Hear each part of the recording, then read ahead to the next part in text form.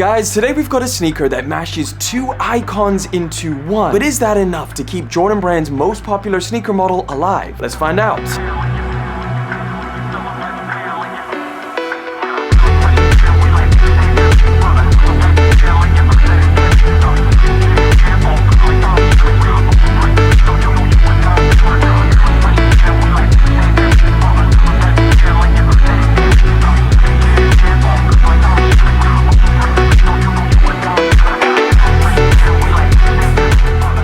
Here we have the box. Actually, one of my favorite speckling Jordan boxes that we've seen in recent times. This one just murders it all out. I was definitely half expecting them to do a completely red box, but I think this thing actually looks pretty sick. Nevertheless, let's take a look at what's inside, guys. It is the clean Jordan 4 red cement.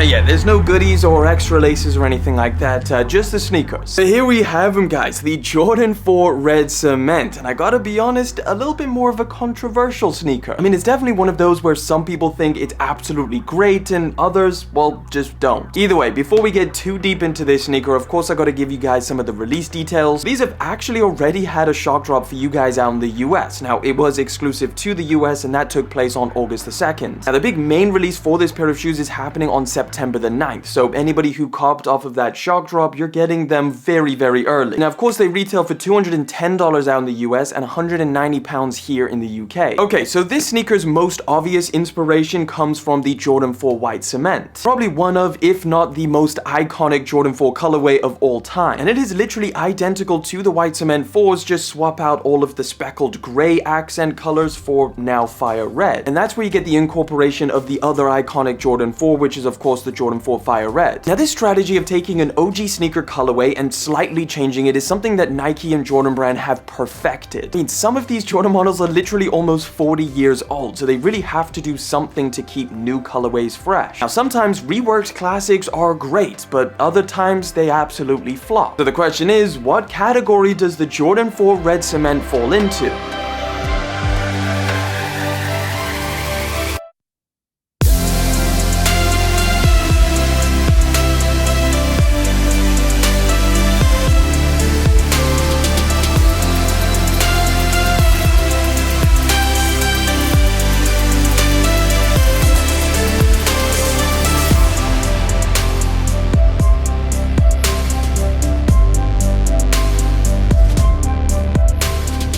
Well, I personally don't think these are bad at all. In fact, I think they're pretty clean. I think the question you kind of got to ask yourself is, why would you buy this pair of shoes? I mean, if you're someone who already owns the Jordan 4 white cement, are you really going to wear these over that pair? And if you're someone who doesn't have the white cements, well, would you rather pay extra for those or something similar, or settle for these? Well, let's just say you're neither of those and you just genuinely like this colorway. But what you're getting is actually pretty solid in terms of materials. You've got really nice soft white leather covering the entire upper. It feels very similar to what we saw on the Midnight Navies or even the Seafoam 4s. You've got the solid black plastic eye stays and then the speckled red cement color for all of the other plastic parts, like the extended lace loop and of course around towards the back tab. And of course that fire red finishes off around the midsole. You've got white laces and just above that you've got a red Jumpman logo with the flight text for the tongue tag. Now of course you do get the Jumpman logo on the back. That comes in black, which matches the black sock liner, insole, and back of the tongue. I think these give me a little bit more of a fire red Jordan 4 look on foot, and I think that's just obviously because the red color is super vibrant, so it does kind of dominate all of the black and white. So in terms of styling this pair of shoes, it's pretty much going to be exactly the same as the fire red 4s because they're practically the exact same color palette.